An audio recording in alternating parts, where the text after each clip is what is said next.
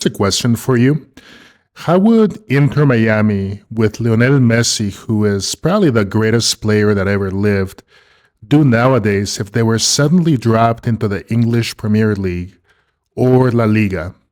Could Inter Miami really do well? Let's find out.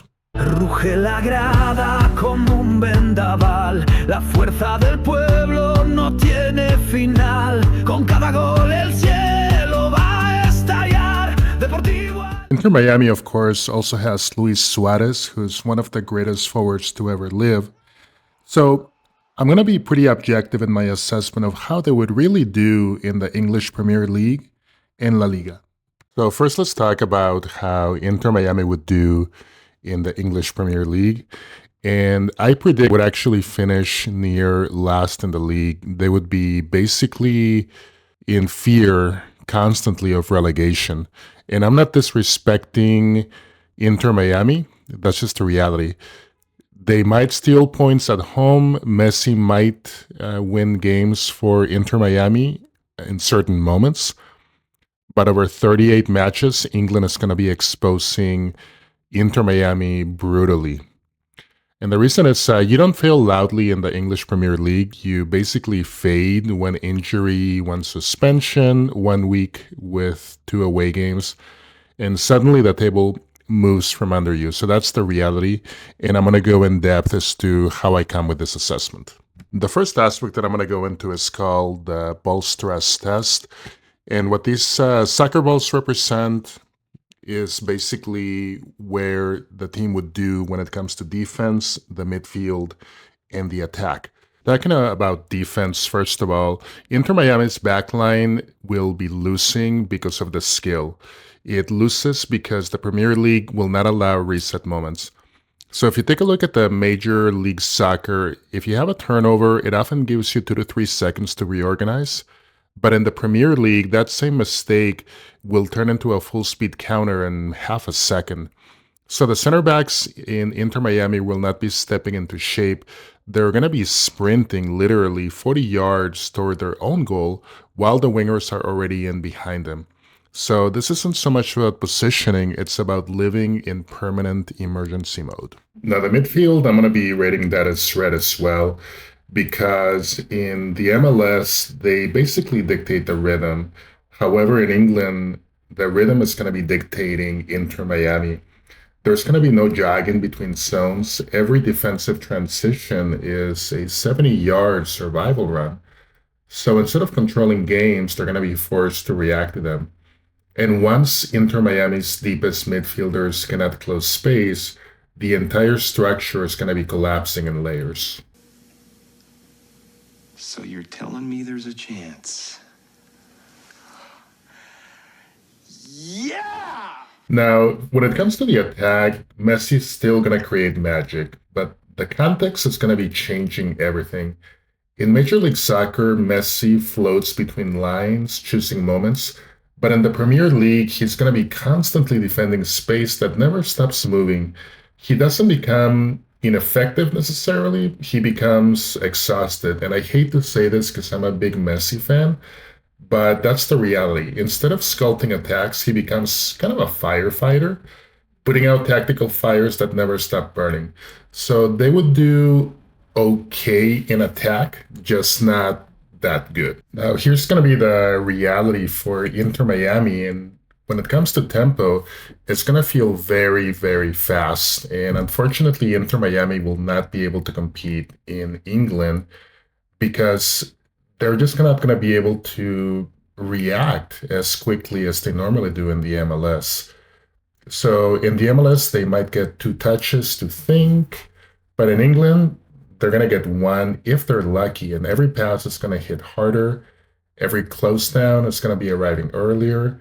Every mistake, no matter how little, becomes a sprint that they didn't choose. Going into the next aspect, we're going to talk about the trap. So the build-out trap is going to be kind of a weak spot for Miami simply because the English teams will want to play wide during that first phase. And the sidelines become a defender. The fullback receives facing their own goal, and the angles close instantly. So Miami's problem isn't that they cannot pass, is that they can't pass fast enough under that first wave. So what happens? One of three outcomes: rushed clearance, right, giving possession away, a panic square ball that gets stolen, or a risky pass into traffic that becomes a counterattack. The connector trap, they're going to do okay. I'm putting it in that category because Miami can connect in moments when they choose the tempo. For example, if they manage a calm spell and Messi drops to receive, they can play out. They'll have 2 to 3 sequences, a match where they can see that old magic. But it's unstable because as soon as they lose one duel or a second ball, that pressure is going to snowball. So connector's not impossible, it's just not sustainable. In the kill zone trap, I put okay because Miami can still create chances. They do have a superpower, so Messi can generate a shot from nothing. The Premier League will not be able to delete that, but again, the volume is not going to be there. They're going to get moments, but they're not going to get waves consistently like they do in the MLS. Because England turns their attacks into transitions. So Miami will often choose safety over risk, which is going to lower their chance to create. Now let's talk about fatigue. And what I put in here is the red zone, because I do feel that if Miami was to play in the English Premier League, they would basically burn out. It's a slow death. The first month, you might see flashes, but once we get into the middle season, the intensity is going to tax on them. And by the end of the season, with injuries and heavy legs, it's going to be pretty bad for Inter Miami. Relegation fights are won by teams that can run when they're tired, and Miami is actually the opposite profile. Now, looking at the depth of Miami versus the English Premier League, unfortunately, they're not going to be able to survive here. The starters arguably could compete, but the bench is not Premier League ready at Miami. And the youth pipeline is not built for emergency rotations. So when injuries arrive, and we know in England, in the English Premier League, they always arrive, the drop-off is not going to be gradual for Miami. It's going to be pretty violent. And of course, we got to talk about coaching fit, because this isn't about intelligence, it's about environment. And in the Premier League, you don't get to impose rhythm. You're going to be fighting to protect the rhythm. Unfortunately, Inter Miami's coaching model is built on shaping games. And in England, they're going to dismantle the shape. So every week is going to become a crisis management for Miami's coaching. So the final verdict card for Inter Miami in the English Premier League, it would be a relegation fight. At the traps, at the speed, the fatigue, the depth collapse, unfortunately is so much of a mismatch that I don't see Miami doing better than 19 and really fighting for relegation. And that would be every single year, unfortunately.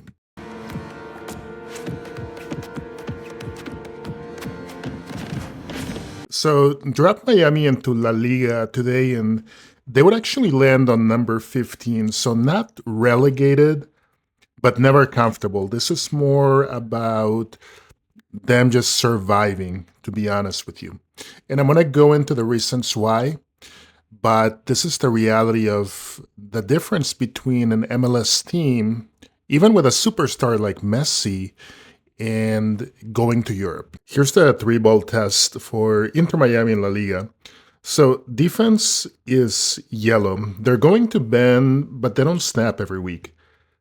Now midfield, I believe, is going to be green. Why? Because Spain rewards structure, control more than raw chaos. And attack is going to be yellow. Sure, they're going to have moments. They have Messi, but the volume again is not going to be constant. So the story isn't Miami is bad.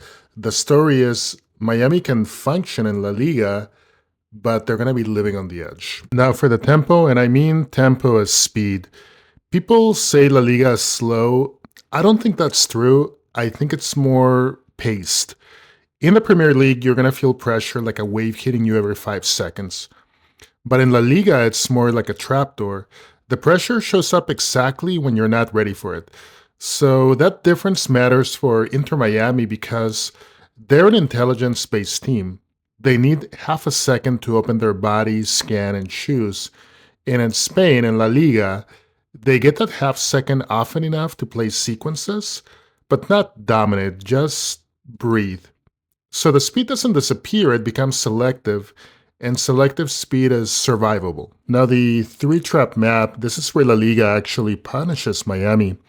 So build out is going to be yellow. It's stressful, but not instantly lethal per se. Spanish teams are going to press to control the shape of Miami, just not win the ball in 5 seconds. So Miami can usually escape that first wave, but they cannot escape into the next problem. The connector, I think, is where the real problem is going to be for Miami, because this is where La Liga is going to kill teams like Miami. See, Spain suffocates the midfield brain. They don't outrun you, they surround you with angles.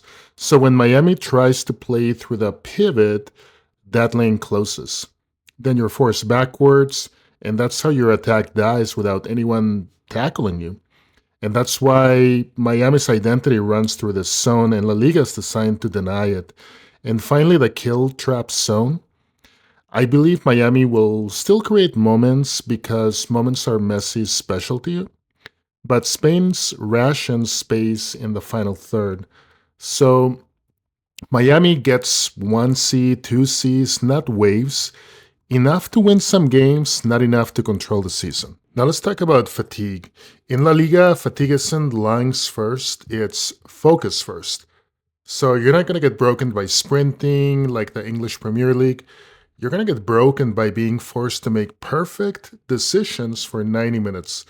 So the legs here for Miami are not going to hold very well. The mind's going to slip, and one mental slip in Spain is going to be a goal. So I don't think they're going to get gassed out like the English Premier League, but it would be definitely a struggle for Miami. So I'm probably going to get a little bit of hate for this, but let's talk about the depth of Miami in La Liga.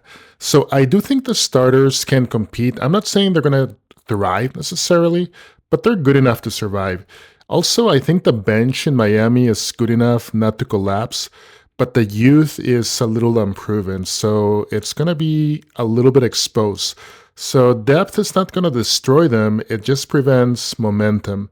They're going to look good for a month, then probably plateau. And finally, the coaching fit. So I think Miami is actually going to shine here. They do have structure control.